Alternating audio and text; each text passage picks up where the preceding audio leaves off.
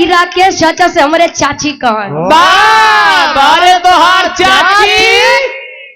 अरे यार का भग कोनो दिक्कत बका ना हम सवेरे अब शादी ब्याह बहुत अच्छा चाहिए बा अब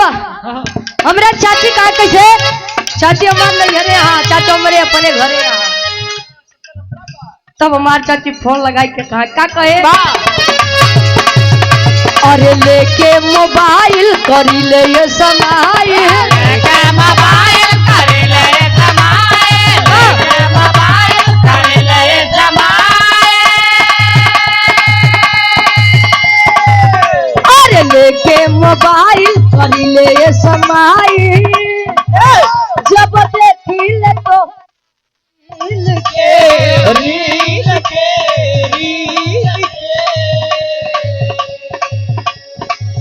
जब देखी ले तोहरा रील के कैला जब से मिल के कैला जब से मिल के हम हो गए बिना दिल के कैला जब से मिल के हम हो गए बिना दिल के जब से कैला मिल के हम हो गए बिना दिल के जब से कैला मिल के। ये हम नहीं हमारे चाची कहां आदरणीय पूर्व पुलिस विभाग सेवानिवृत्त देश के सेवा करके गांव की सेवा करना चाहते हैं मानिन के दुनिया दीवानी जवानी का दुनिया दीवानी बा जवानी का दुनिया दीवानी बा।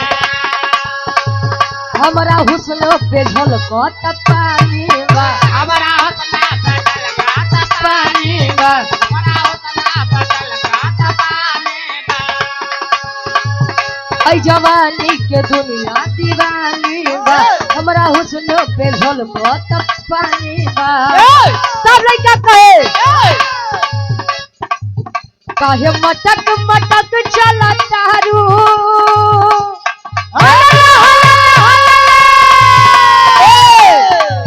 काहे मटक मटक चला तारू देखा के होई गोर टंगरी हमारा नैना के चैना चोरावे हमारा नैना के चैना चोरावे ए गोरी तोरी लाल घोघरी हमरा नैना के चैना चोरावे गोरी तोरा लाल घाघरी हमरा नैना के चैना चोरावे गोरी तोरा लाल घाघरी।